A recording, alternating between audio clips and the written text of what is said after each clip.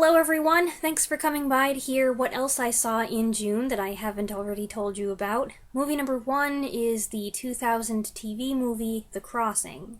Jeff Daniels stars as General George Washington, Commander-in-Chief of the Continental Army. With the bedraggled troops at their lowest point in the winter of 1776, he pushes them to launch their first offensive attack, crossing the frozen Delaware River on Christmas Day to surprise the Hessian mercenaries. For some reason, my mom and I were talking about Jeff Daniels, as you do, and after a while I thought, he could play George Washington. And then the more I pondered that idea, the more I felt like, am I thinking that he could do that because he has done that? And sure enough, I looked up Jeff Daniels, George Washington, and there was this movie, and I felt kind of silly. But then I looked up the movie, and I thought it sounded like something we'd like to watch, especially with 4th of July around the corner. The crossing of the Delaware and the Battle of Trenton is one of the great stories of our American Revolution, but I don't think I had seen a screen depiction of it before, unless I had forgotten, which is entirely possible. And it was a little shocking to be reminded how brutal this war could be, especially when we're talking close hand-to-hand combat between men armed with sabers or bayonets. I didn't love Daniels' stoic portrayal of one of my favorite presidents, but he did do a good job playing a leader determined not to let his men down, who commands loyalty and respect, and whose faith is unshakable. I also think Sebastian Roche and Roger Rees have decent supporting roles, and we're clearly meant to notice Alexander Hamilton as Washington's aide-de-camp, but they don't give him much to do, so his presence seems forced. Quite a few liberties are taken with dialogue and characterizations, and history experts could have a field day elaborating on all the inaccuracies, I'm sure. This does have heavy late 90s TV movie production values, the score is dated, and at times it feels more like an old History Channel docudrama. I specify old not just because of the age of this film, but because I don't know if the History Channel is even doing history stuff anymore. But, while this wasn't as good as I had hoped it would be, it was alright. Movie number 2 is 1955's The Night Holds Terror. 3 ruthless young killers take a man hostage and invade his home, holding him, his wife, and their 2 children at gunpoint until morning. Written, produced, and directed by Andrew L. Stone, this is based on the 1953 Cordier kidnapping case. It plays out docudrama style, opening with a photo of the real victims and narration by William Woodson. This is a suspenseful movie with some scenes that are well shot and well acted. It did kind of remind me of The Hitchhiker and Cry Terror, which are both tense, excellent movies, also from the 50s, also involving a hostage situation. This one's not as good as either of those. It felt longer than it is because whoever posted the copy of it we watched on YouTube loaded it with ad breaks. Very annoying. The victims are portrayed by Jack Kelly and Hildy Parks, unfamiliar faces who nevertheless play convincingly terrified hostages, desperately weighing any option for escape. The 3 bad guys are played by John Cassavetes as the cruel but disciplined leader, Vince Edwards as the untrustworthy, oversexed animal, and David Cross as the hesitant newbie. While you know Edwards is bad news as soon as he shows up, Cassavetes' crook is more subtly creepy, since he seems like someone who could snap any second. A week after we watched this, my dad revealed that he didn't really like this movie. I had no idea. He complained that the behavior of the couple was inconsistent, their reactions were too up and down, and didn't feel realistic. I thought it was pretty good, though. I know at least one of my viewers will be very happy about this next one. Movie number 3 is 2019's Cosmos. 3 astronomers doing an overnight observation out in the boonies pick up a strange signal from beyond Earth. Hey, I finally watched it, and it was very good. It's a low budget, super low budget, independent sci-fi movie from the UK, the debut feature of brothers Elliot and Xander Weaver, and it's basically just these three guys in the car in the woods. And it's as much about the problems between them and their need to reconcile their differences and come together as a team as it is about their discovery and investigation into what's going on in the sky, which is kind of spooky and mysterious. If any one of these actors had been a weak link, this would have been a difficult watch, but all three of them do a fine job. It is funny how many frustrating technical difficulties these characters have to battle, and I appreciated the relatability of this, although the climax is basically just a drawn-out race against the clock, and that goes on too long, and then the end goes on too long. Oh my goodness, I felt like, okay, just end already, you don't all have to have the final word. And that did make me feel like the 2-hour, 7-minute runtime was not warranted. This movie could have been shorter if we took out some of the self-indulgent shots and stuff. I like all the character development, that's fine, that's great, but there are some sequences that stretch far longer than they need to, and I feel like if the movie was a little shorter, more people would be inclined to check it out. There are also a few corny moments, especially two scenes of bonding and encouragement that are very similar and are pretty much back to back. And also, the audio has some balance issues. The music will suddenly kick in and it completely overpowers the dialogue, so you can't understand anything being said. That's a problem. However, I am inclined to be forgiving of these minor issues because this is clearly such a small production, and other than these three things, I thought it was a really good movie. I did do a little reading up on the movie after we watched it, and the backstory is pretty amazing. It sounds like these two brothers spent 5 years working on this project. They made it with practically no money. They did almost everything themselves. The only thing that they didn't do was the music, and they filmed a lot of it in their garage, and they created a soundstage that they had to reassemble and then disassemble every day so that they could use the garage as a garage. And it's just one of those things where you feel like, of course this movie, like, it's not going to turn out that well. It's going to look like a home video or something. But no, it turned out so well. It feels professional. It looks great. There are some attractive shots, and the atmospheric opening is especially intriguing. And it's got an appealing human narrative and complex relationships, and humor that most of the time lands. It does a good job showing the dynamics between the three guys, especially through nonverbal communication. And at the same time, it conveys their growing feelings of intensity and excitement so that the science fiction aspect of the story becomes downright exhilarating. I'm sorry it took me so long to get to this one, but I'm glad that I finally watched it. Movie number 4 is a rewatch, 1957's Hell Drivers. Stanley Baker plays a guy hungry for work who takes a job as a truck driver.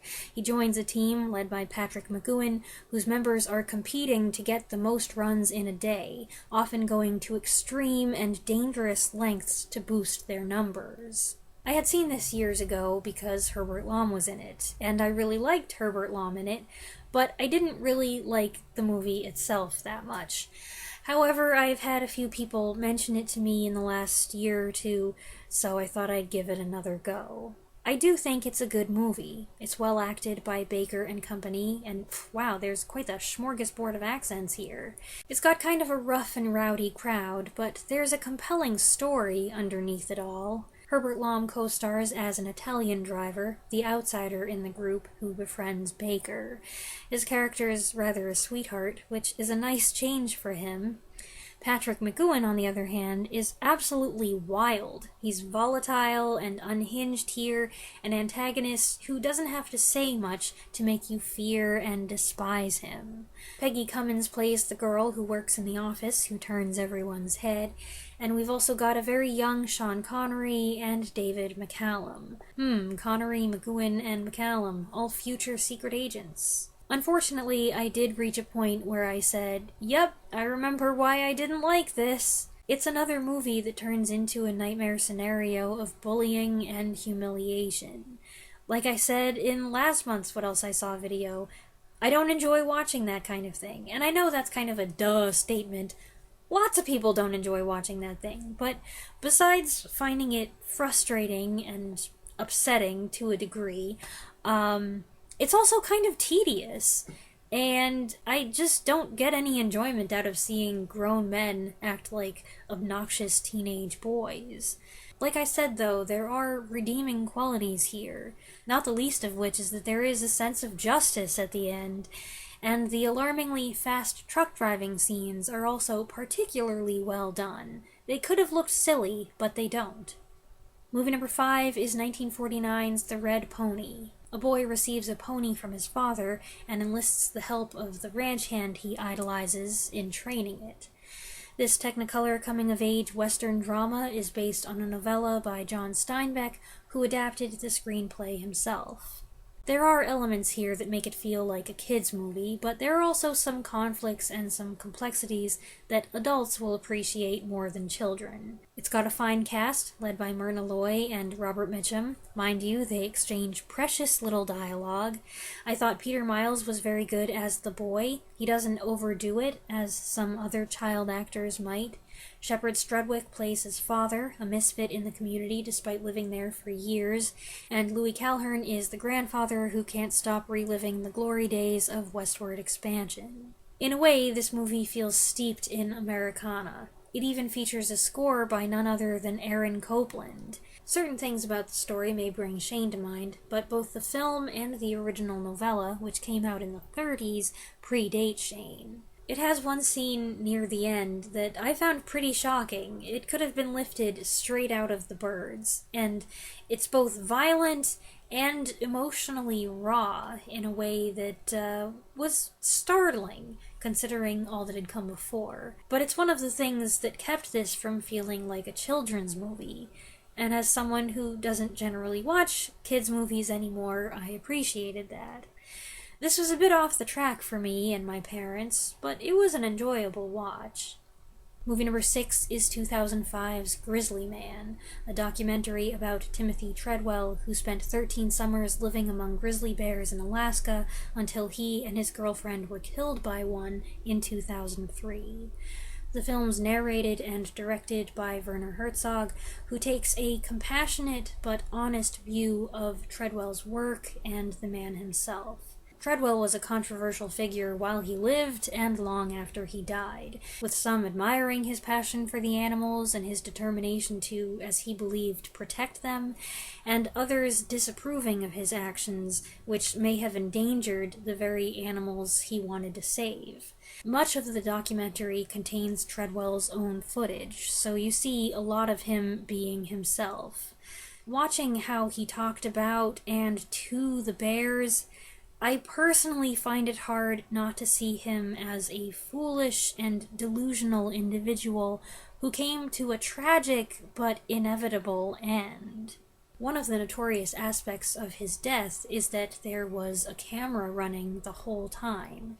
There's no video because he had left the lens cap on, or there might have been a hat covering it. Stories seem to differ, but there is audio. Years ago, a friend told me about Treadwell and his death and this notorious tape, and she shared a YouTube video that claimed to be this recording. Against my better judgment, I listened to it, and I was profoundly disturbed for several hours afterward. However, I found out later that that video, that audio, was fake. That tape has never been released. Herzog listens to it in the film, and he's visibly shaken by it. But he doesn't play it. Instead, he advises Treadwell's friend, who hasn't listened to it herself, to destroy it.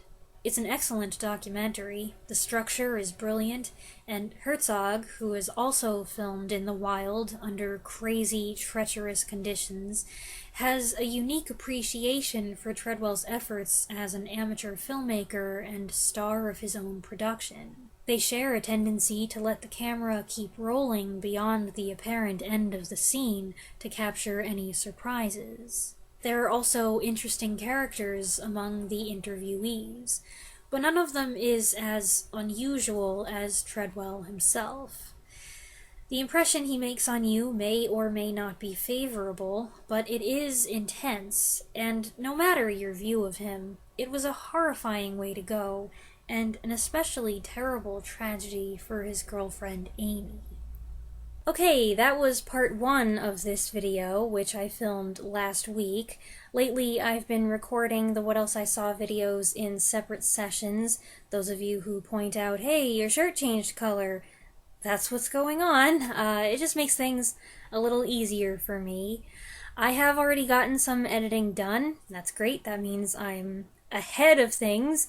And there are 2 little things I've noticed about what you just watched. Number 1, wow, what a tonal shift between this video and last week's blooper reel.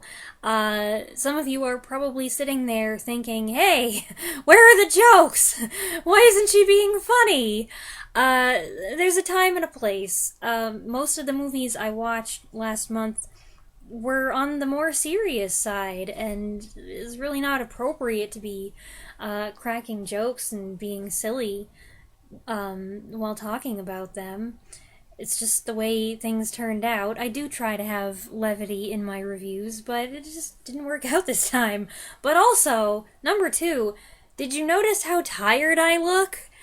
I had only had about 3 hours of sleep when I filmed that, and at the time I didn't think it was obvious, but yeah, I look and sound a little out of it. I did edit out all the yawning and all the parts where I'm just sitting there feeling tense and exhausted.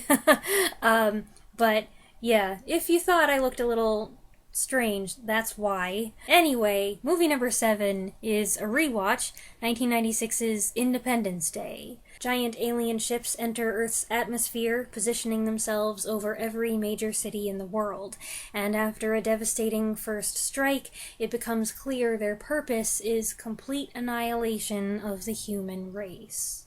According to my records, the last time I watched Independence Day was in 2016. That's nearly 10 years ago. I can't believe it's been that long. However, it didn't feel that long because I know this movie pretty much by heart. Some of you will refuse to believe me, but I remember when this came out. Both of my brothers saw it multiple times in the theater and told us all about it, and we couldn't wait to watch it ourselves at home. As soon as it came out on video, we bought it with a special lenticular graphic on the case, and we fell in love with it too. It became a staple of my childhood, and it continues to be a family favorite and a personal favorite to this day. I know the criticisms that have been leveled at the movie, whether it's people just criticizing the movie itself or pointing out all the previous movies that it stole from. I don't care. And it's not just the warm fuzziness of nostalgia that makes me say that.